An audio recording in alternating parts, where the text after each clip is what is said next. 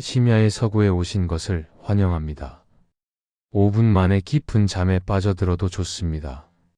당신이 편안하게 잠든 사이에도 위대한 인물들의 통찰과 자본의 역사는 복리처럼 당신의 무의식 속에 쌓여 내일 아침 당신을 더 단단하고 지혜로운 사람으로 깨워줄 것입니다. 오늘 밤 당신의 영혼을 채우는 문장들과 함께 평온한 꿈을 꾸시길 바랍니다. 오늘 밤 우리가 서구 깊은 곳에서 꺼내온 기록은 전 세계 투자자들의 마음을 뒤흔든 모건 하우절의 명저 돈의 심리학입니다. 우리는 흔히 부자가 되기 위해 차트 분석이나 거시 경제를 공부해야 한다고 믿습니다. 하지만 하우절은 말합니다. 부자가 되는 것은 지능의 문제가 아니라 심리의 문제라고 말이죠. 수많은 사람이 부자가 되고 싶어 하지만 정작 부를 대하는 인간의 본성이 어떻게 우리를 방해하는지는 알지 못합니다. 오늘 밤 당신이 잠자리에 들기 전 스스로에게 던져야 할 질문이 하나 있습니다. 나는 과연 부자가 될 사람인가? 이 질문은 단순히 돈을 얼마나 많이 벌 수 있느냐를 묻는 것이 아닙니다.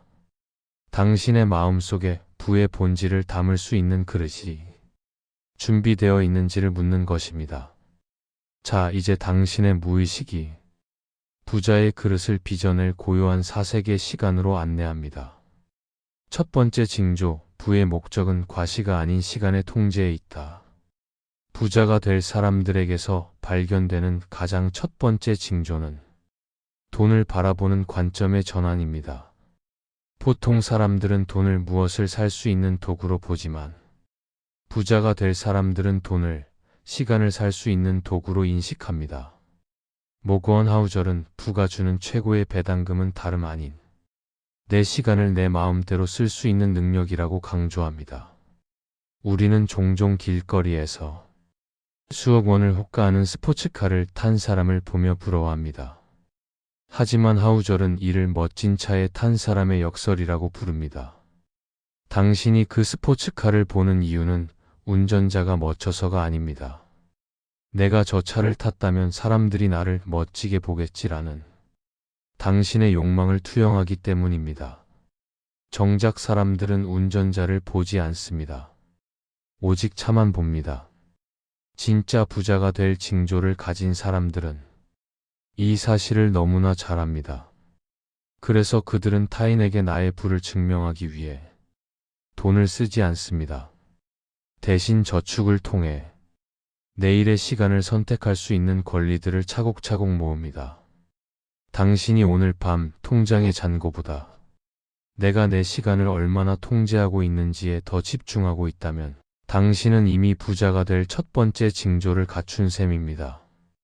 부유함이란 단순히 돈이 많은 상태가 아니라 삶의 주도권을 온전히 쥐고 있는 상태를 의미하기 때문입니다. 두 번째 징조, 천재적인 수익률보다 생존의 힘을 더 믿는다. 모건 하우절은 책의 초반부에서 아주 극명하게 대비되는 두 인물을 소개합니다. 한 명은 로널드 리드라는 시골의 평범한 청소부였고 다른 한 명은 하버드 출신의 천재 펀드 매니저 리처드 퍼스콘이었습니다. 리처드 퍼스콘은 젊은 나이에 막대한 부를 쌓았고 포브스가 선정한 성공한 인물의 이름을 올렸습니다. 하지만 그는 더 큰 수익을 위해 무리한 빚을 냈고 2008년 금융위기 때 파산하여 모든 것을 잃었습니다. 반면 청소부 로널드 리드는 죽기 전까지 아무도 그가 부자라는 사실을 몰랐습니다. 그는 그저 평생 검소하게 살며 우량한 주식을 조금씩 사서 모았습니다. 그가 세상을 떠났을 때 그의 통장에는 800만 달러, 하나로 약 100억 원의 유산이 남겨져 있었습니다. 그는 천재가 아니었습니다. 그저 시장에서 생존했을 뿐입니다. 복리가 마법을 부릴 수 있을 만큼 긴 시간 동안 시장에서 퇴출당하지 않았던 것입니다. 부자가 될 징조를 가진 사람들은 강세장에서 소외되는 것을 두려워하기보다 하락장에서 파산하는 것을 훨씬 더 두려워합니다. 그들은 시장의 파도를 타려 하기보다 파도에 휩쓸리지 않을 튼튼한 배를 만드는 데 시간을 씁니다. 만약 당신이 요즘 같은 급격한 변동성 속에서도 밤에 잠을 설치지 않을 만큼의 리스크만 짊어지고 있다면 당신은 부자가 될 아주 중요한 자질을 갖춘 것입니다. 생존은 가장 지루해 보이지만 복리라는 위대한 엔진을 돌리기 위한 유일한 연료입니다. 세 번째 징조, 행운과 리스크가 같은 동전의 양면임을 이해한다. 부자가 될 사람들은 자신의 성공을 오롯이 자신의 실력 덕분이라고 자만하지 않습니다.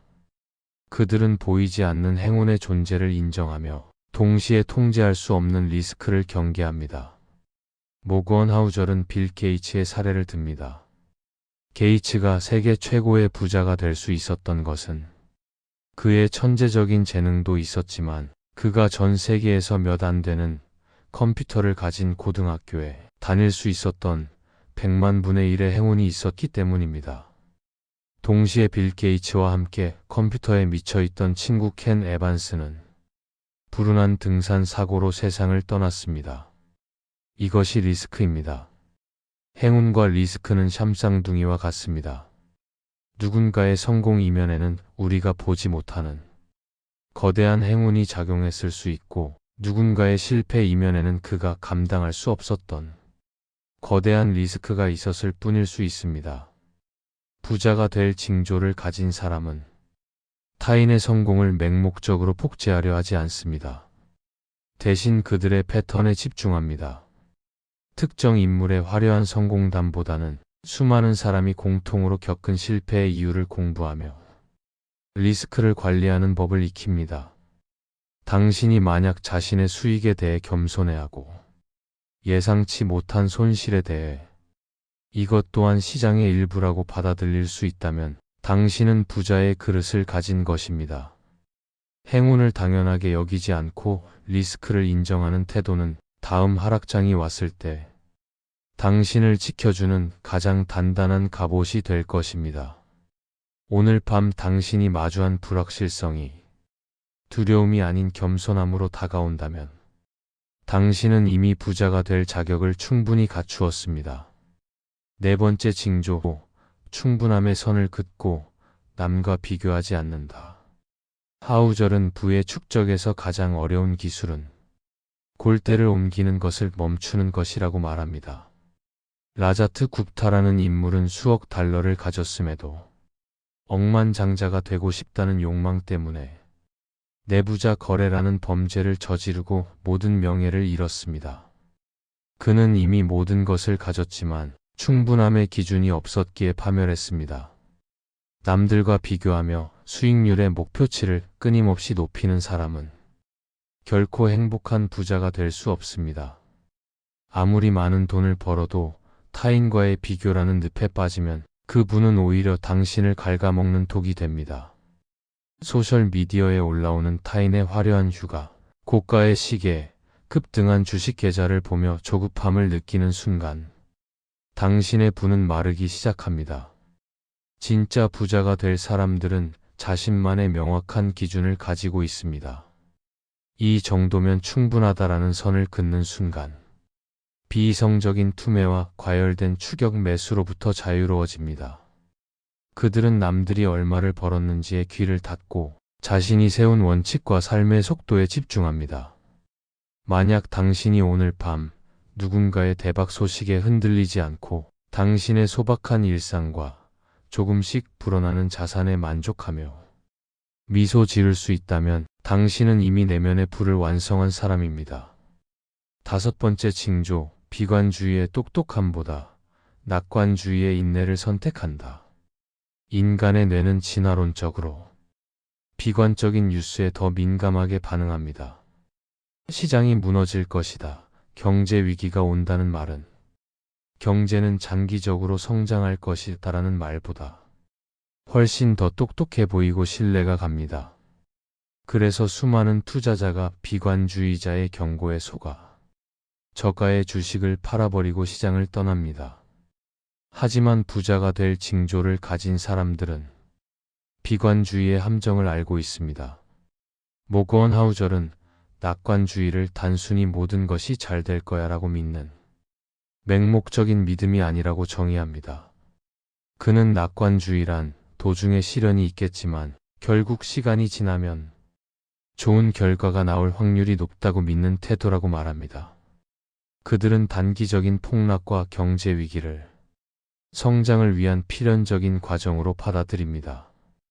비관주의자는 단기적인 문제에 집착해 기회를 놓치지만 낙관주의자는 인내심을 가지고 시간이 가져다 줄 선물을 기다립니다. 만약 당신이 세상의 우울한 전망 속에서도 인류의 발전과 자본의 성장을 믿으며 흔들림 없이 당신의 자산을 지키고 있다면 당신은 상위 5%의 투자자입니다. 비관론은 명성을 얻게 해주지만 낙관론은 부를 얻게 해줍니다. 오늘 밤 당신이 내일의 태양이 뜰 것을 의심하지 않듯 당신의 자산이 시간이 지남에 따라 더 가치 있어질 것임을 믿는다면 당신의 밤은 이미 풍요로 가득 찬 것입니다. 6번째 징조, 부는 보이지 않는 것임을 실천하고 있다. 우리가 흔히 보는 부의 모습은 화려한 옷, 고가의 자동차, 대궐 같은 집입니다. 하지만 모건하우절은 단호하게 말합니다. 부는 당신이 보지 못한 돈이다.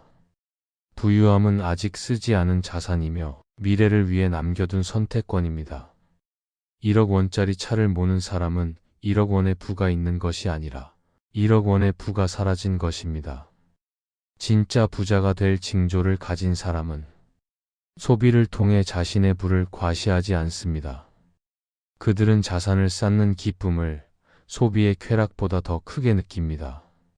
내가 이 물건을 사지 않음으로써 나는 미래의 어느 날 이만큼의 시간을 자유롭게 쓸 수 있는 권리를 샀다고 생각합니다. 소비를 참는 것이 아니라 더 큰 가치인 자유를 쇼핑하고 있는 것입니다. 당신이 오늘 밤 남들에게 보여주기 위한 지출보다 나만의 조용한 성장에 더 많은 가치를 두고 있다면 당신은 이미 진짜 부자의 길을 걷고 있습니다. 부는 눈에 보이지 않을 때 가장 강력한 힘을 발휘합니다. 당신의 계좌에 조용히 쌓인 숫자들이 당신의 어깨를 펴게 해주고 불안한 미래를 지탱해주는 든든한 버팀목이 되고 있다면 그것으로 충분합니다. 보이지 않는 가치를 볼 줄 아는 눈을 가진 당신은 이미 세상이 감당할 수 없는 거물입니다. 7번째 징조, 합리적인 것이 아니라 이성적인 것을 선택한다. 투자론에서 흔히 말하는 최고의 포트폴리오는 수학적으로 완벽한 분산 투자입니다. 하지만 모건하우절은 우리에게 뜻밖의 조언을 합니다. 수학적으로 완벽한 합리성보다 당신이 밤에 잠을 잘 수 있는 이성적인 선택을 하라. 아무리 높은 수익률을 보장하는 전략이라도 그 전략 때문에 당신이 매일 밤 불안에 떨고 일상생활이 불가능하다면 그것은 당신에게 틀린 전략입니다. 부자가 될 사람은 자신의 심리적 한계를 잘 압니다. 그들은 남들이 비웃을지라도 현금을 일정 부분 보유하거나 변동성이 낮은 우량한 자산에 집중합니다. 그것이 수학적으로는 약간 손해일지 몰라도 심리적으로는 시장에서 끝까지 살아남게 해주는 최선의 방책임을 알기 때문입니다. 그들은 자신을 기계라고 생각하지 않고 감정을 가진 나약한 인간임을 인정합니다. 만약 당신이 오늘 밤 남들이 추천하는 화끈한 종목보다 당신의 마음을 편안하게 해주는 자산에 투자하고 있다면 당신은 투자의 고수입니다. 투자의 성과는 지능 지수가 아니라 인내심 지수에 의해 결정되며 인내심은 마음이 편안할 때만 발휘되기 때문입니다. 당신의 밤잠을 지켜주는 포트폴리오가 바로 당신을 진짜 부자로 만들어줄 최상의 포트폴리오입니다. 8번째 징조, 깜짝 놀랄 일이 일어날 것을 늘 대비한다. 세상의 역사는 우리가 예상하지 못한 블랙 스완에 의해 결정됩니다. 대공황, 9.11 테러, 코로나 팬데믹 등 세상을 뒤흔든 사건들은 그 누구도 예측하지 못한 시점에 찾아왔습니다. 부자가 될 징조를 가진 사람은 나는 모든 것을 예측할 수 있다는 오만을 버립니다. 대신 언제든 내가 예상하지 못한 최악의 상황이 올 수 있다는 전제하에 움직입니다. 그들은 안전마진을 확보합니다. 모든 자산을 주식에 몰아넣지 않고 갑작스러운 위기에도 헐값에 자산을 팔지 않아도 될 만큼의 충분한 현금을 보유합니다. 하우절은 말합니다. 계획대로 되지 않을 때를 대비한 계획만이 진짜 계획이다.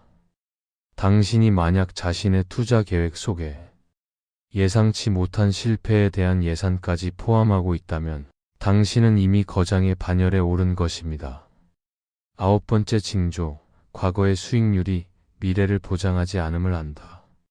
많은 투자자가 과거의 차트를 보며 미래를 예측하려 합니다. 하지만 역사는 전례 없는 사건들의 연속입니다. 어제의 성공 방정식이 내일의 실패 원인이 될 수 있습니다. 부자가 될 징조를 가진 사람은 유연합니다. 과거의 데이터에 집착하기보다 현재 변화하는 시장의 역동성을 관찰합니다.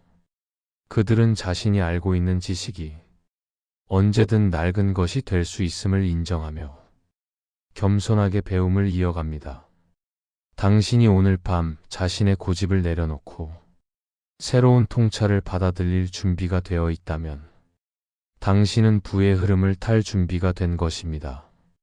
시장은 고정된 실체가 아니라 인간들의 욕망과 공포가 만들어내는 살아있는 생명체와 같습니다. 그 생명체와 함께 호흡하며 자신의 오류를 수정해 나가는 과정이 곧 부자의 길입니다. 10번째 징조, 사소한 아쉬움과 인간의 본성을 인정한다. 물론 이 모든 심리적 원칙을 지키는 것은 결코 쉽지 않습니다. 우리 인간의 뇌는 수만 년 동안 위험을 피하고 즉각적인 보상을 쫓도록 진화했기 때문입니다. 논리적으로는 생존이 중요하다는 것을 알면서도 옆집 사람이 코인으로 수십 배를 벌었다는 소식을 들으면 가슴 한구석이 요동치는 것이 인간의 본성입니다. 이것이 돈의 심리학이 우리에게 주는 가장 사소하지만 뼈아픈 아쉬운 지점입니다. 우리는 이성적인 존재가 아니라 감정적인 존재라는 사실 말이죠. 책은 우리에게 정답을 알려주지만 우리의 가슴은 여전히 질투와 조급함에 시달립니다. 하지만 하우절은 우리에게 위안을 줍니다. 완벽해지려 하지 말라고요. 대신 합리적인 수준에서 타협하는 것이 중요하다고 조언합니다. 수학적으로 완벽한 포트폴리오보다 내가 밤에 다리 뻗고 잘 수 있는 이성적인 포트폴리오가 장기적으로는 더 큰 수익을 가져다 줍니다. 당신이 오늘 밤 자신의 흔들리는 마음을 자책하고 있다면 그럴 필요 없습니다. 그 흔들림마저 인정하고 다시 당신의 원칙으로 돌아오는 그 과정 자체가 당신이 진정한 부자로 성장하고 있다는 가장 확실한 증거이기 때문입니다. 11번째 징조, 24시간의 루틴. 부의 그릇을 빚는 밤의 습관. 부자가 될 징조를 가진 사람들은 밤을 어떻게 보낼까요? 그들은 잠들기 전 시장의 소음을 끄고 자신의 내면을 들여다봅니다. 오늘 내가 내린 결정이 탐욕에 의한 것이었는지 아니면 나의 원칙에 의한 것이었는지를 조용히 폭기합니다. 그리고 무엇보다 오늘 내가 벌어들인 돈이 미래의 나에게 어떤 자유를 가져다 줄지를 상상하며 깊은 휴식에 들어갑니다. 그들에게 밤은 단순히 다음 날을 준비하는 시간이 아니라 복리의 마법이 조용히 작동하도록 세상을 믿고 맡기는 시간입니다. 그들은 알고 있습니다. 내가 잠든 사이에도 세상의 가치는 변하고 있으며 내가 시장에 머물러 있는 한 시간은 결국 나의 편이 될 것임을요. 당신이 지금 이 영상을 들으며 마음의 평온을 찾고 있다면 당신은 이미 부자의 루틴 속으로 들어온 것입니다. 당신의 잠재의식은 이제 돈을 대하는 새로운 태도를 학습하기 시작했습니다. 12번째 징조, 사색의 시간, 지혜로운 자의 평온한 밤. 오늘 밤 우리는 목건 하우절의 지혜를 통해 내가 과연 부자가 될 사람인가라는 질문에 대한 답을 찾아보았습니다. 시간의 가치를 알고 생존의 중요성을 이해하며 충분함의 미덕을 가진 당신, 그리고 비관주의의 유혹 속에서도 낙관을 선택하고 보이지 않는 가치를 믿는 당신, 이 모든 징조가 당신의 마음속에 이미 자리 잡고 있다면 부는 시간의 문제일 뿐 결과의 문제는 아닐 것입니다. 이제 모든 긴장을 내려놓고 당신의 영혼을 평온한 침잠의 시간으로 안내하십시오. 당신이 잠든 사이에도 오늘 밤 우리가 나눈 이야기는 당신의 잠재의식 속에서 복리의 마법처럼 자라나 내일 아침 당신을 더 단단하고 지혜로운 부자로 깨워줄 것입니다. 소란스러운 시장의 소음은 멀어지고 당신의 방 안에는 오직 고요한 이성의 숨결만이 가득합니다. 당신은 오늘 충분히 배우셨고 이제는 우주의 평화로운 흐름 속에 당신의 의식을 맡길 자격이 충분합니다. 심야에 서고 딥나이트 라이브러리와 함께한 이 밤이 당신의 영혼을 더 깊고 풍요롭게 채웠기를 바랍니다. 우리가 함께 나눈 위대한 통찰이 당신의 잠재의식 속에 깊이 뿌리내려 내일의 당신을 오늘보다 더 지혜로운 사람으로 깨워줄 것입니다. 고요한 어둠은 당신을 삼키는 것이 아니라 당신의 부의 그릇이 조용히 굳어질 수 있도록 품어주는 비옥한 대지입니다. 이제 모든 근심을 내려놓고 가장 깊고 달콤한 휴식 속으로 침잠하십시오. 당신은 오늘 하루를 완벽하게 살아내셨고 이제는 우주의 고요함과 하나가 될 시간입니다. 당신의 내일이 복리처럼 불어나는 부와 평화로 가득하기를 진심으로 기원합니다. 편안히 잠드십시오. 평온한 밤 되십시오.